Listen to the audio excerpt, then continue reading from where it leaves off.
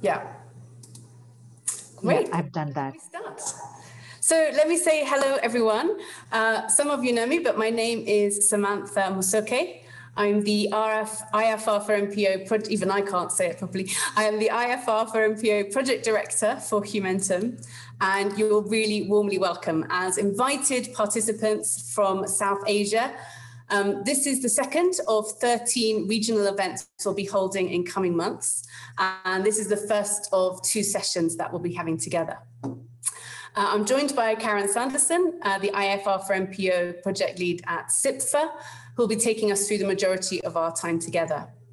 So please do take this opportunity to introduce yourself in the chat. If you haven't already, you can put your name, your organization, and your country. Super. So our agenda for today, I think we'll see it on the next slide. Karen, do you want to move the slide to the next one? Brilliant. So this is our agenda for today. We have got quite a lot to get through. 2 hours sounds like a long time, but we've got a lot of material to cover. So we will move through fairly swiftly to respect your time. And if you have any comments or questions as we go along, please do use the chat function, and we'll do our best to answer these as we go along. And if not, we'll follow up after the meeting. So we hope you're looking forward to sharing your thoughts in the times we've set aside for the breakout groups and feedback. So those are really crucial structured times in the agenda when we'll be in small groups and hearing from you. Today's discussion is intended to help you better understand the consultation paper and to help us as a project team to hear your thoughts. It doesn't constitute a formal response to the consultation, so we would strongly encourage you to submit your own response separately, and we'll tell you how to do that at the end of next week's session. So let me start with a very brief project overview, particularly for those of you who may not have previously attended one of the country awareness meetings we hosted last year. So some of the current challenges experienced by nonprofit organizations, their funders and auditors and regulators, stem from the fact that we don't have these internationally agreed standards for non-profit financial reporting. And by non-profits, well, we'll come into this more, but I mean NGOs and other non-profit organizations. So this lack of a standard results in inconsistency, in duplication, in a burden and high costs. And fundamentally, it damages the trust and credibility in the sector. And for those countries that lack a national standard for non-profits, it's felt even more acutely. So it's our hope that once the guidance we're developing is widely adopted by different jurisdictions and endorsed by donors as best practice, it will help to build a more resilient and accountable sector. It will level the playing field for access to funding and bring more equity too. That's our hope. So the project is being led by Humentum and CIPFA, both non-profit organizations ourselves. So this is a project that is by the sector, for the sector. To help us, we have a practitioner advisory group drawn from different parts of the globe who have different roles in the sector. And we also have a technical advisory group drawn from the accounting standard setting community. We're also supported by country champions who help us to raise awareness of the project in their countries. And we'll soon be launching a donor reference group, which is in its early stages, which will help us engage with donors. And we also have a steering group that oversees the project.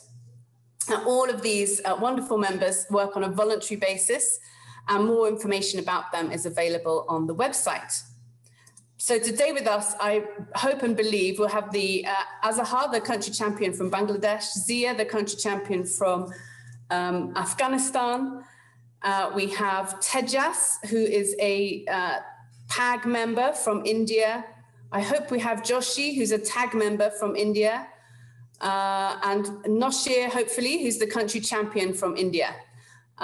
If there's anybody else I haven't seen, then you're also very welcome. So these members, if they're joining us today, they're sharing in their own capacity, but I just want to acknowledge them and thank them so much for all the wonderful work that they do. So on to the next slide. This project is being delivered in 3 phases. consistent with the processes used in all international accounting standard setting. So we've just completed the first phase with the publication of the consultation paper at the end of January. And I know many of you have reached out saying how much you've enjoyed reading it. We're now moving into the development phase, and these meetings will provide important input to the project's next steps. So our timetable for the rest of the project will depend on the amount and nature of the feedback to this consultation paper, but we're working towards a draft of the guidance for consultation in mid-2023, with final guidance in mid-2025. Now from this, I think the next slide is a map. From this map, is it coming up? There we go. You can see that we've really made fantastic progress in raising awareness and engaging stakeholders all over the world, with much thanks to many of you. But still, we have a long way to go. We're hoping that your participation today will be part of that continuing journey and part of continuing to engage stakeholders across South Asia. So with that very brief introduction, let me hand over to Karen Sanderson from CIPFA, who'll take us through an introduction to the consultation paper specifically and our topics today. Thank you so much, Karen. Thanks very much, Sam. I don't think my mouse has quite woken up this morning, so apologies for delays you're getting in seeing the slides. Look, as Sam has said, the objective of this project is to provide guidance that provides internationally applicable guidance that can address the problems that we all know about in terms of NPO financial reporting. And the project has three objectives for developing the guidance. The first is concerned with improving the quality, transparency and credibility of financial reports. And the second is about providing information that is useful to users of financial reports, and in doing so, balancing the needs of users with those of preparers. And the final objective is around addressing accounting issues that are specific to non-profit organisations to promote comparability. And all proposals for the development of the guidance will be made with reference to these objectives. Now, I have a problem, I'm afraid, because my screen has stuck and I can't move on. Here we go. So kind of where do we start with this? And the consultation paper has been produced to start a conversation, and that's what we're going to be doing with you today and engaging across the world. And the consultation paper contains a lot of information. We're aware that it's a very big document, but the main elements of it are in part 1 that covers the general reporting issues, and part 2 that covers the specific accounting issues. And part 1 of the consultation paper, as you can see on the screen, is divided into 5 chapters. And in our meeting today, we will be considering the first 3 of those chapters. And these chapters focus on the key types of organisations that we think will benefit from the guidance, and who are the users of their information and what's important to these users. Because this is at the heart of standard setting, because standard setting is about producing information that meets the needs of users that is of common interest to all of them, so-called general purpose financial reports. In today's session, we'll also cover 2 core premises that sit behind the development of the guidance. In our next meeting, we'll cover chapters 4 and 5, the final part of this document, which is about international and national standards and how we might leverage them for this work. And just a reminder, and we're going to keep plugging this, the closure date for part 1 of the documentation in terms of comments is the 30th of July of this year. Part 2 of the consultation paper looks at specific accounting issues, and in our next meeting we'll look at whether we've captured all of the issues, and we'll also discuss how we've prioritised them for the first set of guidance, and we'll be seeking your input to that. As you will see, the accounting issues cover all aspects of financial reporting, including revenue, expenses, assets, and the presentation and disclosure of information. We'll be holding further outreach sessions later on this year to discuss each of the proposed accounting topics. We won't be doing it as part of this meeting. And the closure date for comments on part 2 is the 24th of September 2021. So there's a bit longer for you to consider your thoughts on those. So we're going to turn to the business of the day and look at our first topic area, which is about defining NPOs. So you might think it is fairly straightforward, but actually this is quite a difficult area. And what we're proposing in the consultation paper is that we don't have a single definition of NPOs, because our view is that it's just too difficult to find one common definition that will work everywhere across the world. So what we are proposing are four broad characteristics. And we are proposing that an organisation might be an NPO if it meets any combination of the following 4 criteria. The first, that it delivers services for public benefit. And the second is that any surplus or profits are used to deliver the services for public benefit. And I'm just going to touch on the 4th one, which is assets are held and used for social purposes.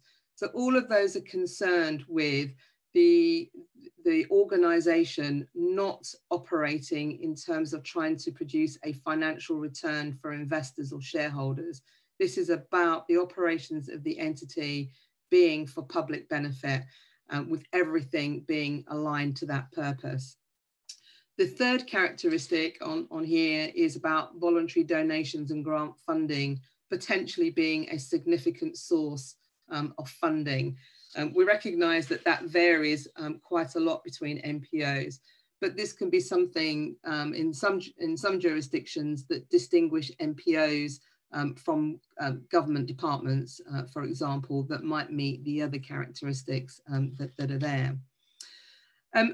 We recognise that there are definitions of non-profit organisations that already exist, but these haven't been designed for financial reporting purposes. For example, the statistical framework that is used internationally has a definition of non-profit organisations that doesn't recognise that some entities produce profits but work for the public benefit. And so there are some adaptations that we need to make for financial reporting purposes, because it doesn't quite fit. And you'll notice that we talk about non-profit organisations. We're trying to do that as an all-inclusive terms, recognising that non-profit organisations take many forms. They can be NGOs, which probably is a commonly held term, charities, churches, religious institutions, they can be universities, healthcare. So the range of types of organisation is really broad, and that's why we're using the terminology non-profit organisations. So turning to the other part of this first topic area, which is covered in chapter 2, is about stakeholders and their needs. And the consultation paper proposes 4 main stakeholders groups: the service users, the people who actually benefit directly from the work of a non-profit organisation; resource providers, being those that provide the funds and the assets. They could be provided on a voluntary basis, or they could be through banks, so a variety of sources. Regulators, those that set the reporting requirements for non-profits. And we've also included in here society at large, because members of the public trust non-profit organisations and trust that they're working in the best interest of their community. So they may have needs of non-profit organisations as well, but go beyond the direct relationships that might exist. The consultation paper also proposes 4 main areas of interest for stakeholders, which capture their needs of financial information. And the 4 objectives that we've included are whether a non-profit organisation is meeting its objectives, Is it doing so? Is it operating in a way that maximizes economy, efficiency, and effectiveness? Is it complying with restrictions and regulations that operate within a jurisdiction? And is it operating in its longer term health? In other words, that it's sustainable for a period, and it isn't consuming all of its resources in an inappropriate way. So these needs are intended to support accountability to a full range of stakeholders and their decision makers. So we're very much thinking about the generality of stakeholders and not any one stakeholder or one group of stakeholders. So that's a very brief introduction to what is in chapters 1 and 2. And so we're now going to move into our first breakout session. But before we do that, let me just explain how that's going to work. So when we move into breakout groups, you will be automatically allocated to a group. You don't have to do anything. The assignment is random, so you may or may not be with colleagues. Can we ask that you remember your group number so that if for any reason you lose connection with your group, the administrator will be able to bring you back. So I've said group number, but actually it will appear on your screen as a room number. So if you can remember that. We will be asking 1 or 2 people from each room to provide feedback for a plenary session that we will hold after the breakout discussions. So you'll need to decide within your group who's going to do that. We have assigned a moderator to each of the rooms. Their role is to encourage you to contribute, to keep you focused on the question that we're asking, to understand a bit more about your reasons for your views and help to keep time. So they're there to help the functioning of the group. And I'm going to put it out there right now that they will not become the spokesperson for your group. So don't look for the moderator to pick that up. They'll be looking to you to do that. Just in terms of protocol, if you would like to contribute to the discussion, if you could put your hand up to do that, so the moderator can call you in. And if you can try and avoid talking over each other, that will be really helpful. If your moderator disappears, keep going, and we'd ask the last person to be talking to perhaps call in the next person. Please be constructive, share your views, that's what we want to hear, and we want to hear the reasons for your views. And as Sam has explained, if you've got a member of any of our advisory groups in your breakout group, they'll be sharing their own views, not the views of the project. We'll post the question that the group is looking at in the chat so that you can see that once you're in your breakout room. We are recording today's session, and we'll also be recording the breakout discussions. That is for the benefit of the project team. It's not going to be published, but the plenary session discussion will be published. So please feel free to share your views and know that they'll be treated in confidence within the breakout group discussions. So here are the questions that we are going to be looking at. Our questions are about how NPOs are defined in your jurisdiction. The second one is about who are the main stakeholders for NPOs in your jurisdictions. And the third question is about accountability arrangements in your jurisdictions, what actually exists currently. So those are the 3 questions. You'll now be automatically sent to your breakout group. You don't have to leave the meeting, so the movement will happen automatically. Please make the most of your time in your group. You'll have about 25 minutes for the discussion, and we hope that you enjoy it. Thank you very much. Great, so we're going to do 4 groups for 23 minutes, moderators, so that you know. And we'll just give Karen, Sriganthi a minute or 2 to set those up, and then we should be sent off to our groups. Super.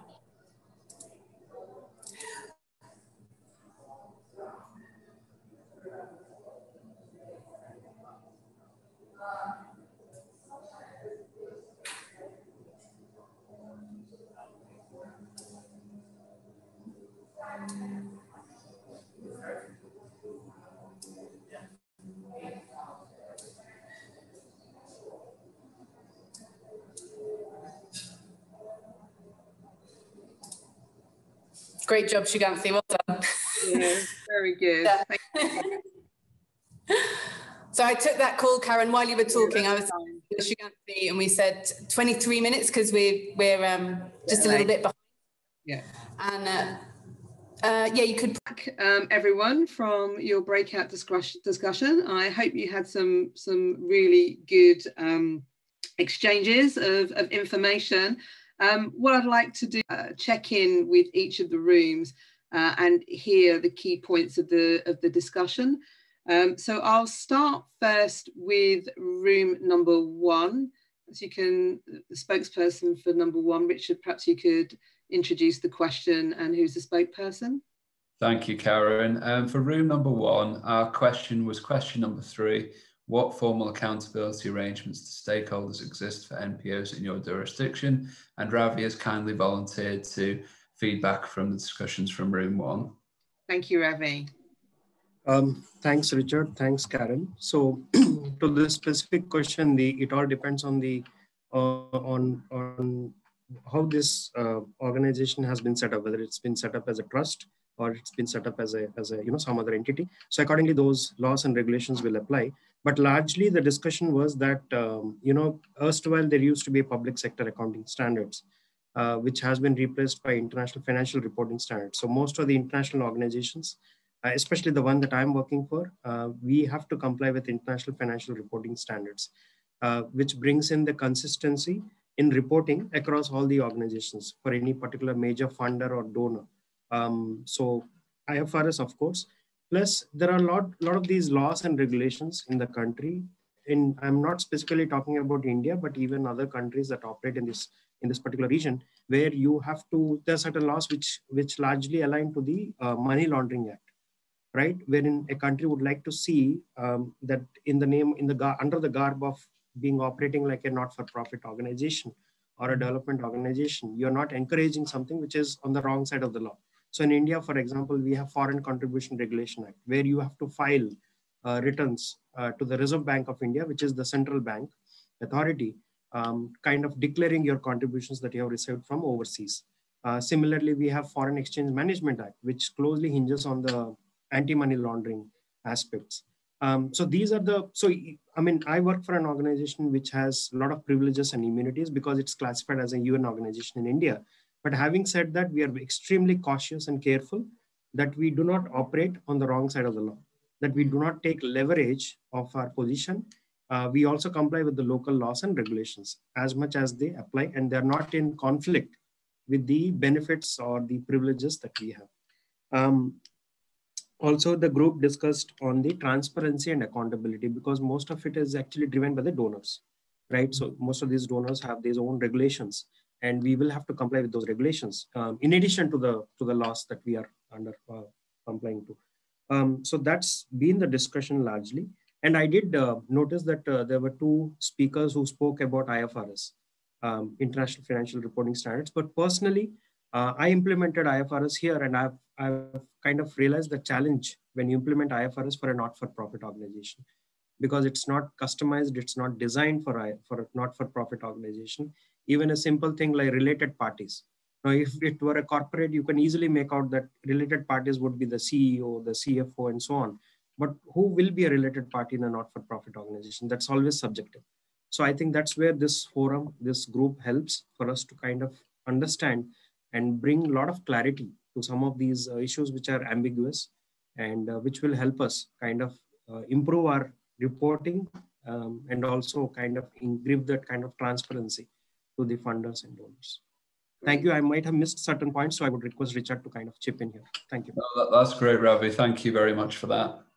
Thank you. No, that sounds like you had a good discussion, and quite interesting to hear your feedback and experiences to date of using IFRS. I think they're going to be very, very valuable. I'm going to turn through each of the rooms, and then if we've got time, I'll open it up. Who was the moderator for room 2? Hello, so I'm the moderator for room 2, and our question was, who are the key stakeholders for NPOs in your jurisdiction? And that's Zawari volunteered to talk on that. Okay, thank you, Nazir. Dr. Zawari?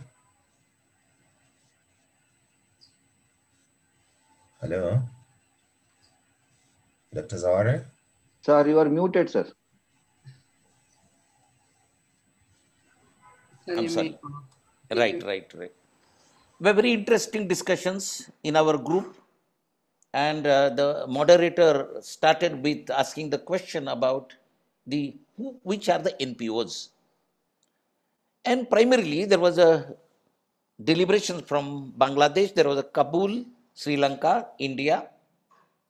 And what was talked about is there are either charitable trusts are there, or there are societies are there, religious institutions are there, foundations are there. Even in India, you can register the NPO under as a company also, non-profit company. In addition, it was also talked about there are employee funds are there, which is also a NPO, like a provident fund or a gratuity fund. Even there are national funds which are raised. There is also like a NPO, maybe a national relief fund, prime minister's relief fund, chief minister's relief fund, and so on. There are social organizations are there, like Rotary Club, Lions Club, etc. The research organizations are there, and primarily most of the NPOs for the public cause are either in education or in health or in public service. Now, we found in some Asian countries there are few small non-registered organizations are there at a village level. There is no question of reporting. So that is also very important. Now, in particular, we talked about who is the key stakeholder. And the deliberation was the key stakeholder is government unanimously. Why government is a key stakeholder? The reason very simple. Government objective is public welfare. And therefore, government has to ensure that the public money is utilized for the public welfare. So, expenditure has gone properly. That is number one. And number two, it was also talked about, not only that, entire surplus or the profit of NPO is tax exempt. Not only that, whosoever contribute, a donor, they also get a tax concession. Therefore, government has to shoulder large. Oh, have we lost? We lost him. Okay.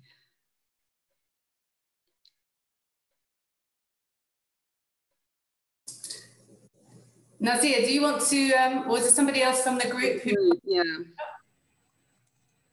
Yeah, we can get Afghanistan to give us the update.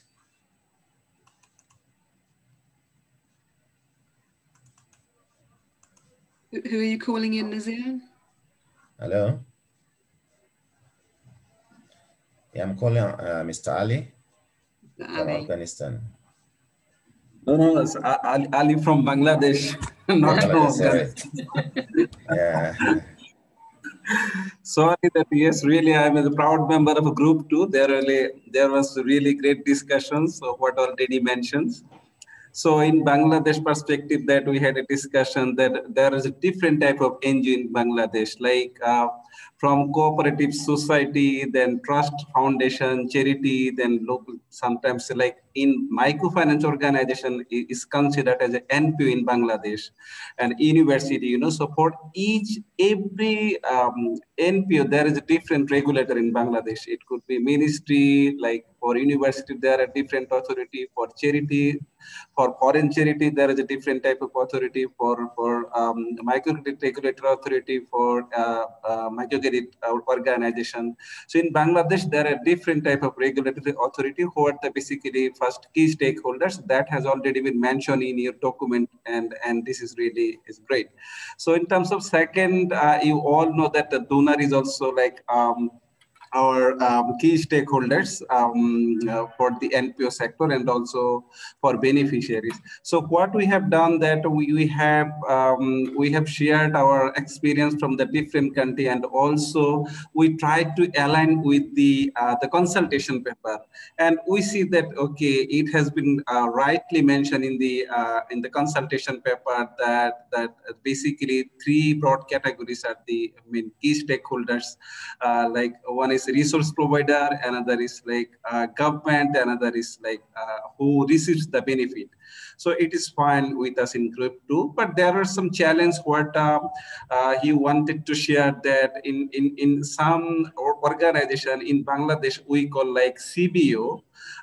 There is no reporting regulatory requirement, or there is no monitoring agency from the central level. Also, there is a different type of monitoring agency from the different district and upozela. So when we are talking about the IFR4NPO for the NPO sector, so how we can bring all of these NPOs under one umbrella. So this is one kind of challenge that okay, there was one discussion, great discussion was there. Okay, can we set a one regulator for Bangladesh who will monitor NPO? Nowadays, you know, that there are different like 15 or 16 regulators in each country. So how we can make one umbrella to bring all of them under one umbrella so that really we can regulate well about the financial reporting. In Bangladesh, luckily that we have financial reporting authority. They are working well in terms of implementation of financial reporting and IFRS. You know that there is also discussion in terms of also it is not in our question, but side by side the question comes in terms of IFRS from Sri Lanka that okay, you know, in the charity organization like property, plant and equipment, we are showing is a like expenditure, not as assets in balance sheet. So different kind of treatment in practice in a different type of NGO. So that area we need to work with the financial regulatory authority and also Institute of Chartered Accountant of different country, and also in Bangladesh, maybe if we have a separate dialogue again, one from Financial Reporting Authority, one from Institute of Chartered Accountant of Bangladesh, and one from government. So when we'll have a real implementation, that type of discussion will give more impact to implement this. Thank you so much. Thank you very much for that. It sounds like you've had a very fulsome discussion in your room. So that is great. Thank you very much. I'm going to move on to room 3 now. Who was the moderator for room 3? I was. And in room 3, Sanjoy is going to provide the summary of all the discussions that we have. Sanjoy, can go ahead. Question did you have, Joyce? Our question was, let me put it in here. It says, what formal accountability arrangements do stakeholders exist? Okay, sorry. What formal accountability arrangements to stakeholders exist for NPOs in your jurisdiction? Thank you. You were doing okay. Great. Thank you. So, can we get the feedback from your group? Yep. Thanks, Joyce, and thanks, Karen. We had representatives from Bangladesh, India, and Sri Lanka. I'm not sure if I've missed anyone in our discussion. And our discussion was largely focused surrounding the industry we belong to, that's NGO and INGOs.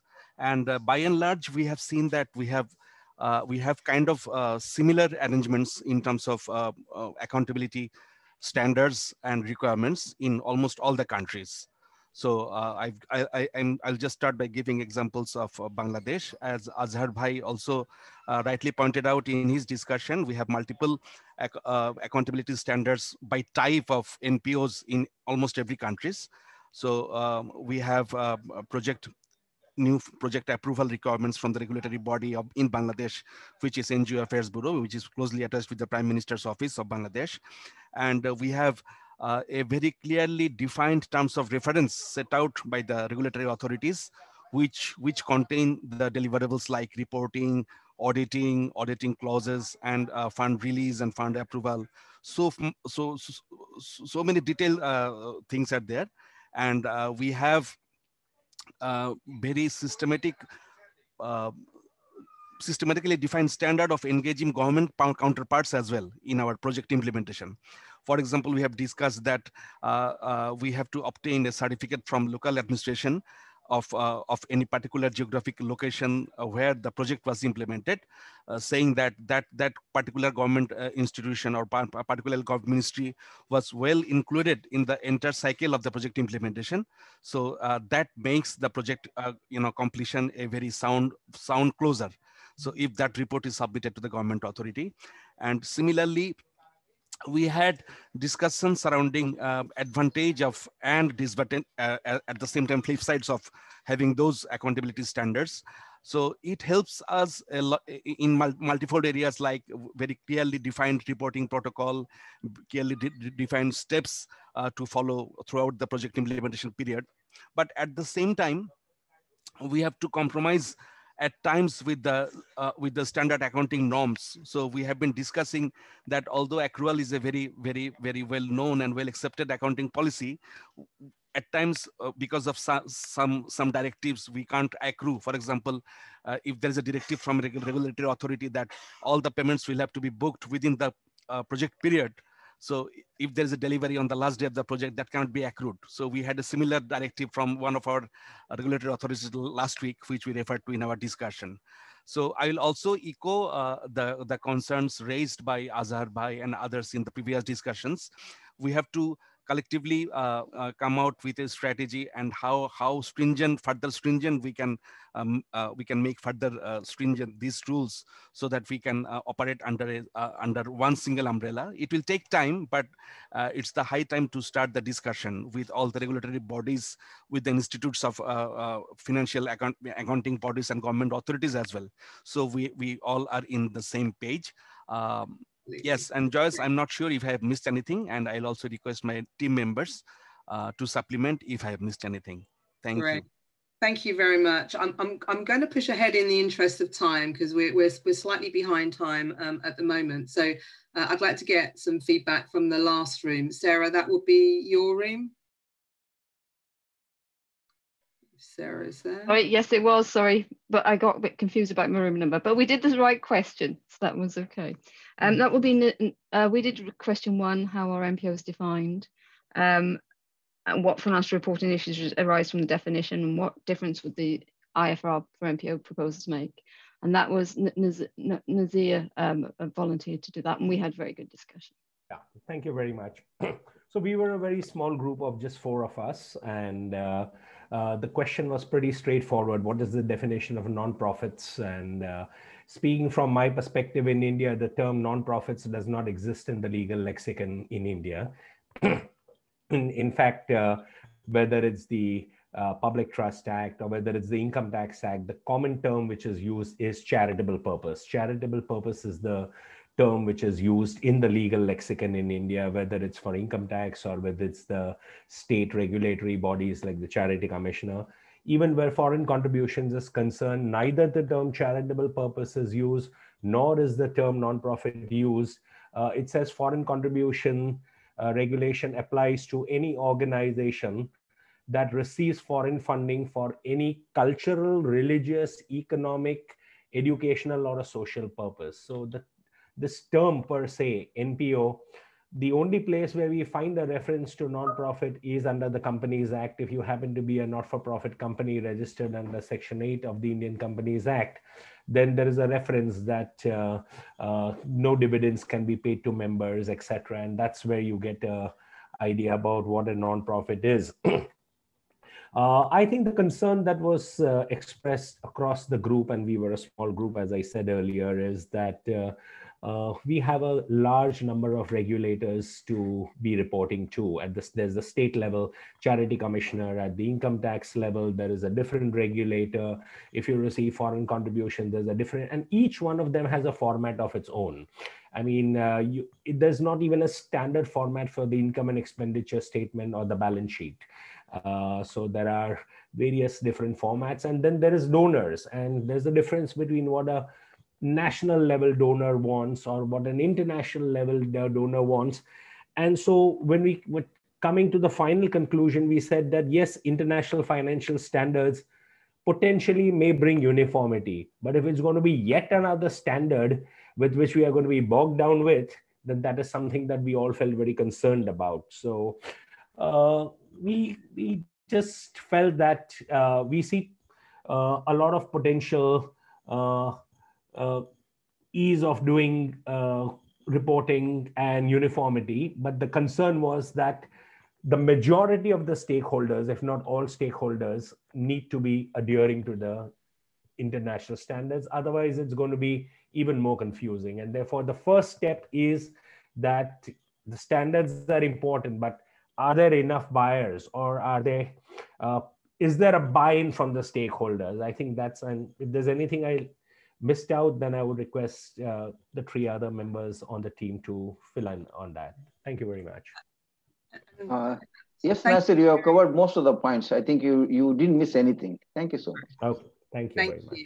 And thank you very much for that, and thank you for all the people who provided the report backs. If there is anything in your group that you think was missed in the report backs, please feel free to put those in the chat, because we'll capture those as we go forward. But now I want to move us forward to the next topic area, if my screen will allow me to move on. So chapter 3 of the consultation paper focuses on 2 key premises that underpin the basis of deem these to be essential to meeting the stakeholder information needs and the guidance objectives that we've just talked about. And the first premise is that the guidance will be accrual-based. And the chapter notes that the type of financial reporting carried out in jurisdictions will depend on a number of factors. And that includes, obviously, as we were just discussing,